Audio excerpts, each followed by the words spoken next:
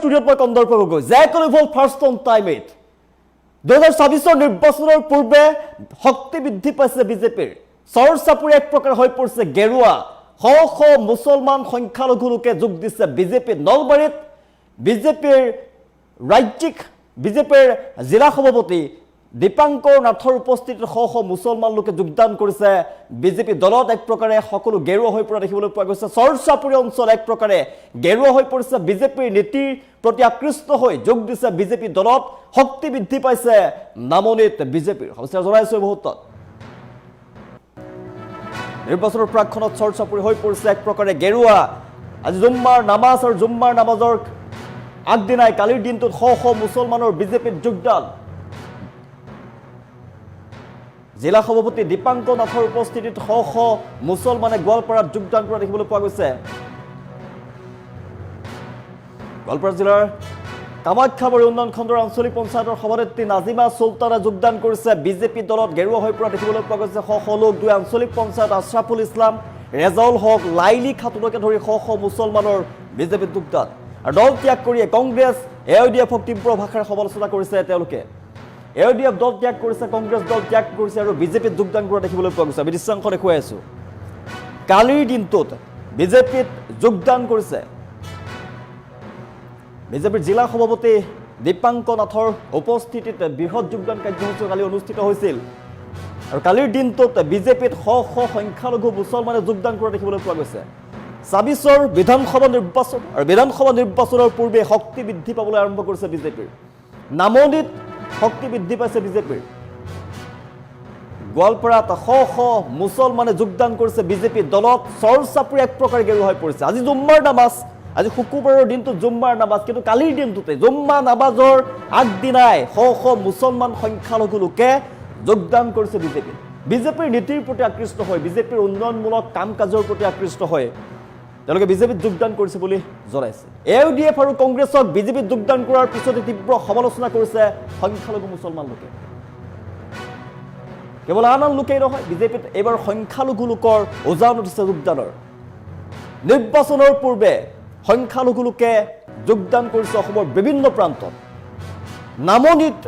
গোৱালপাৰাত চৰ চাপৰি এক প্ৰকাৰে গেৰুৱা হৈ পৰা দেখিবলৈ পোৱা গৈছে গেৰুৱা বসন পিন্ধা আমি দৃশ্যাংশ দেখুৱাই আছো দীপাংকৰ নাথৰ উপস্থিতিত গোৱালপাৰাত শ শ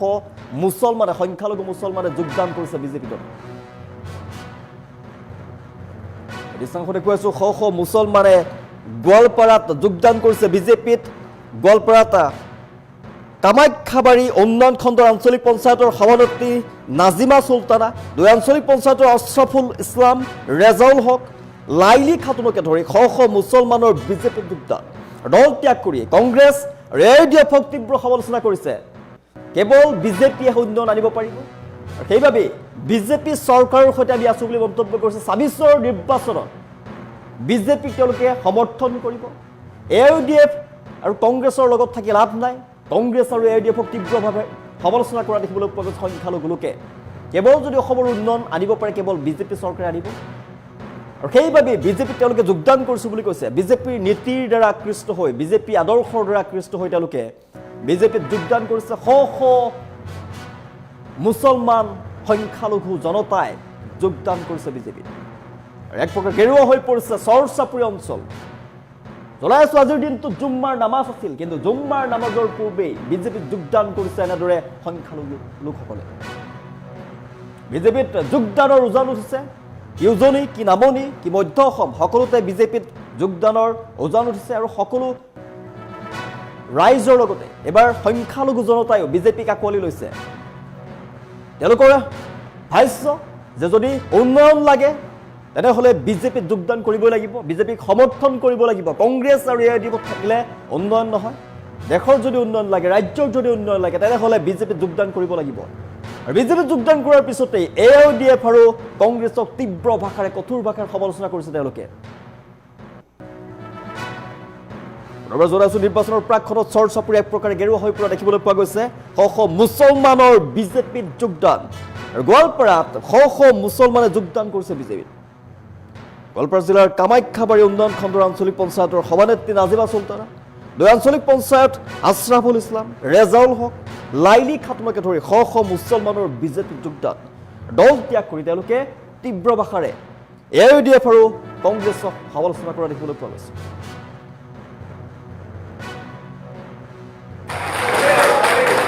আমাৰ গোৱালপাৰা জিলাৰ জলেশ্বৰ বিধানসভা সমষ্টি আৰু পূব গোৱালপাৰা বিধানসভা সমষ্টিৰ আজি বহু সংখ্যক ব্যক্তিয়ে আজি ভাৰতীয় জনতা পাৰ্টিৰ প্ৰতি আনুগত্য প্ৰকাশ কৰি তাৰ ভিতৰত এটা আঞ্চলিক পঞ্চায়তৰ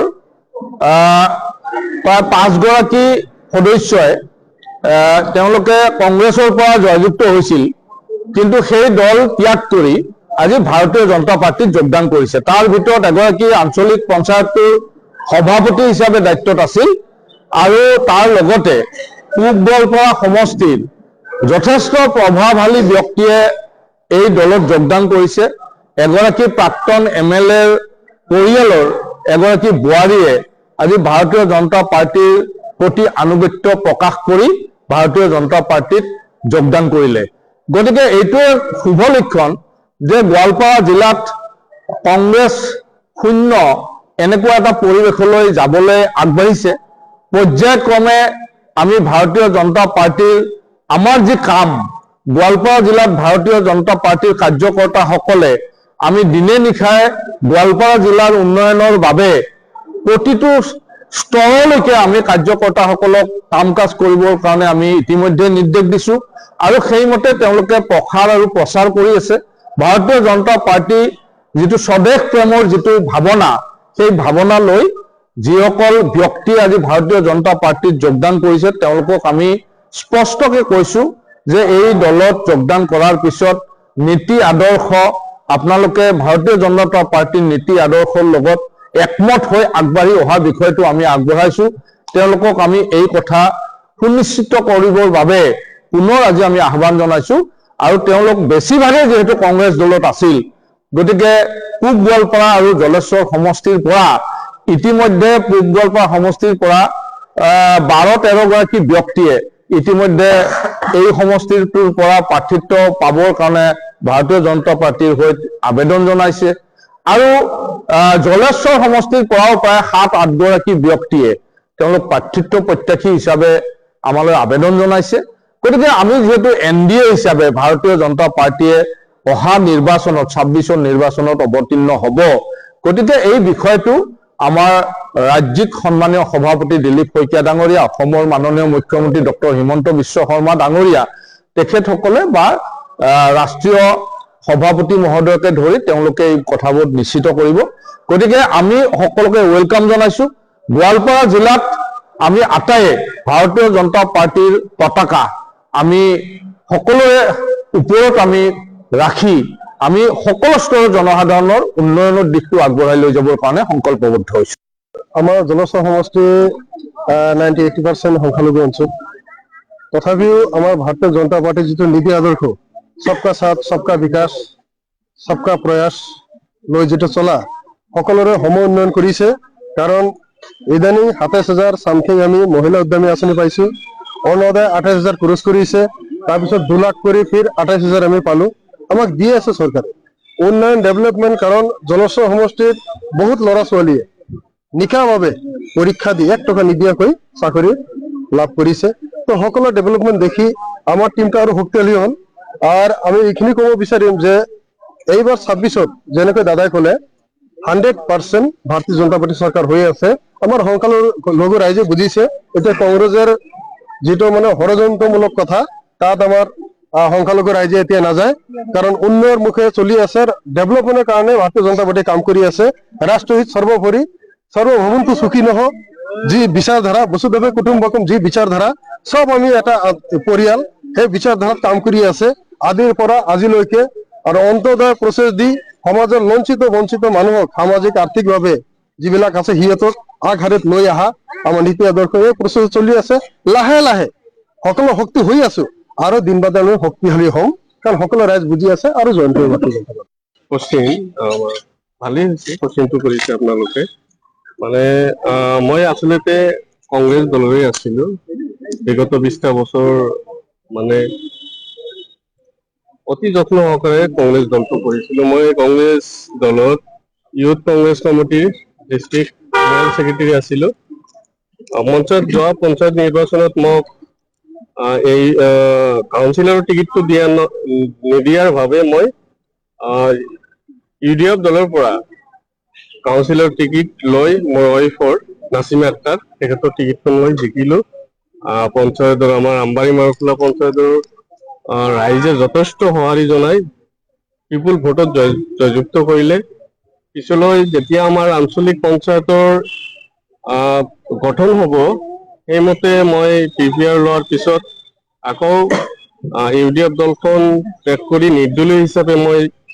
আঞ্চলিক পঞ্চায়তৰ মোৰ ৱাইফে নাছিমা আক্তাৰ তেখেতক সভাপতি হিচাপে প্ৰতিষ্ঠিত কৰিলো। এতিয়া কাৰণ ঘটনাটো হ'ল বিজেপিত অহাৰ এটাই মূল কাৰণ এতিয়া বিজেপি চৰকাৰ সদায় বিজেপিৰ